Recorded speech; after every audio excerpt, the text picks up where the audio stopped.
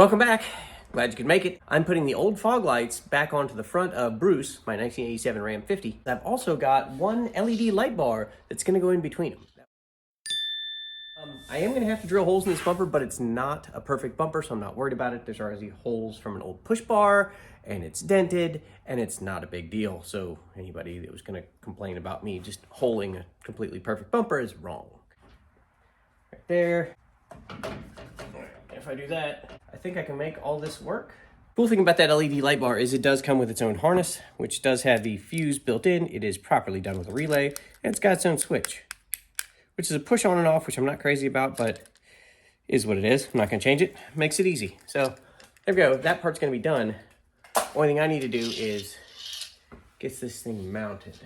I'm not quite sure how that works. It comes with these little curved brackets that obviously have a hole for mounting into the bumper, and then these other two here, like that. And it looks like you change the angle just by moving where this is, and it goes into the grooves that are built into the back of this case. Yeah, it's pretty good. Got a center line mark on that bumper. There we go. 27 from here. Boom, that's centered. So 27 is the center of this bumper. That line is right there. Hard to see, but there it is. Don't know what to tell you. This light bar is 11 inches, so we're talking 5.5 is the center of that. I need to go 5.5 out from my center line on either side. So. Does that look centered? Yeah, it looks centered enough. 2 3/4 is here. Need a hole here. Come out 1.5.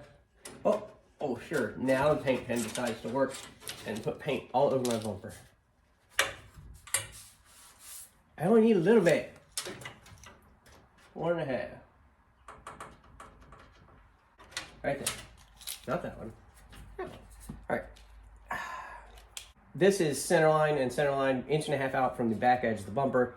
These are spread 2.5 inches from here, 2.5 inches from the edge of the light. That's where we're gonna drill our holes, hopefully.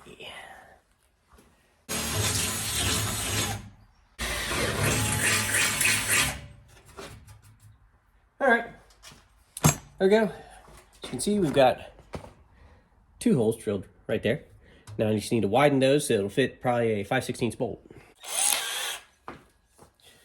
Moving up to a step bit. If you're gonna have step bits and you're just a hobbyist, Harbor Freight ones will work just fine. If you do it every day, get something good. Harbor Freight's kind of temporary use.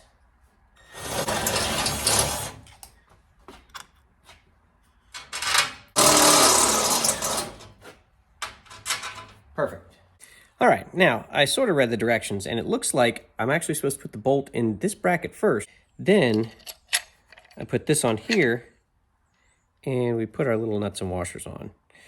And we put the whole mess together. Don't drop all those split washers like I just did though. You want to actually put them on these threaded studs. That's where they'll do the most good. It's time to figure out where I want this front to back to make this light the right angle. There we go. All right, so our home base for these is going to be basically as tight as I can get them and all the way in the forward position. Or rearward position, I guess, depending on which way you look at it. All right, there we go. This should be able to drop through here, and there we are. Pretty good fit. Now what I need to do is put the original yellows back on either side of it, and then we will tighten everything down after that so we can make sure nothing's kind of jammed up, really. So we'll put a mark there. Dead center on the grill just like I wanted it anyway, so that's good. We'll put a mark, if I can get to it, right there. All right, back to drilling. I'm just gonna go straight to step drill for this one because it went through the bumper pretty easily, so I shouldn't have a problem.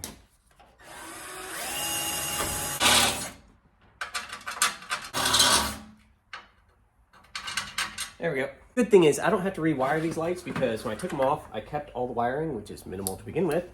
So I just need to plug and play, really. Ta-da. That's pretty much everything where I wanted it. These are gonna actually sit up a little bit like that when it's all said and done. This will too. But I do want this one pointed sort of down anyways because it's pretty good throw on these beams. So I think down a little bit for that one is fine.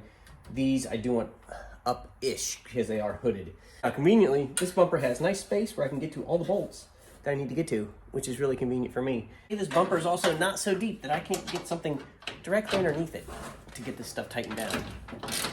I didn't plan this, and these were bought years apart. And they're both the same size nut to tighten everything down. That's just meant to be right there. The only thing we got left to do here is wire this, and the old wiring is right where it's supposed to be for the most part. And I just need to pull it back through the grill. There we go. Back behind the battery where we had it before. And we'll hook it back into our relay. Now the yellow fog lights are back wired on to their original spot, and we've got to just worry about this new wiring harness that came with this kit. Conveniently, this new relay has long enough wires that I can mount our new one right next to our old one, and then just run stuff to the battery, like this one that's going past the screen. So this is gonna go here. So we'll know all of our light relays are in the same spot. We're just gonna go self-tapper for this. If you can get magnetic bits and magnetic holders, get those. That way you can one-hand this while you mount it. There we go. Two relays right next to each other. All right, I pulled our wiring harness through the grill here, and what I'm gonna do is I'm actually just going to strip all these back. This is for the lights, and I'm just gonna use crimp connects with some heat shrink. I don't feel like soldering it just in case I need to shorten it or change it here in a little bit, so I'm gonna do it the easy way. There we go. Got them all. Like I say, crimping ain't easy. All right, we'll heat shrink that after we get the other one done. Well, that wasn't the connector popping. That was my thumb. Gross. As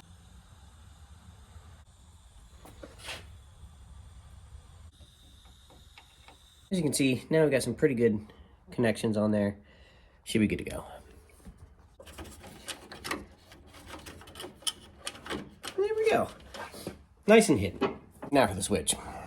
All right, what I found for getting this wiring through the firewall is there is a boot on the transmission cable, and there's a pretty good sized hole in the firewall that I can put my finger through, which means I can probably sneak this connector down through it. And that's my plan. So I'm gonna go from the inside and push this through, hopefully.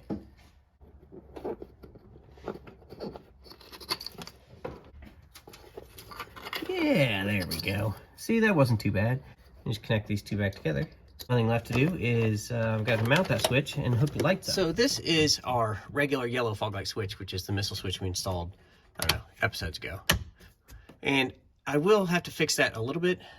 There's a hole here that I could possibly use, but this switch comes with double-sided tape. And since I'm not 100% sure where I want to put everything, what I'm going to do right now is I'm just going to put it right there. So this is going to be the easiest switch mounting you've ever seen. Ready? And mount it. Look at that. Done.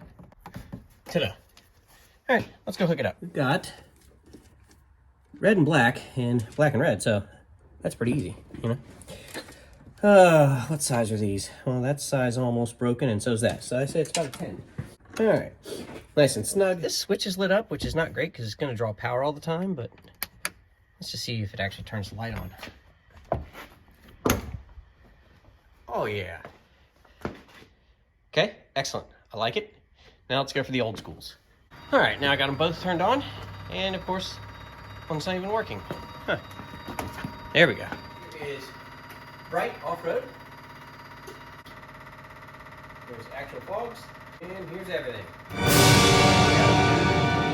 a lot of light. I don't care who you are. Off, everything's here. That's gonna do it for today. Let me know what you think about this mix of LED and old school fog lights. It's not for everybody, but for the space I have available on this small truck, I think it works pretty well. Lighting wise, it's definitely more than I could ever really need. But if you've got any other ideas or any other suggestions on lighting, let me know. For now, as far as I'm concerned, lighting is taken care of. I'm not really sure what's going to be coming up with this truck or anything else, but as long as you like, share, and subscribe, you'll probably see it next time. So thanks for watching, everybody, and hopefully I'll see you then. Bye.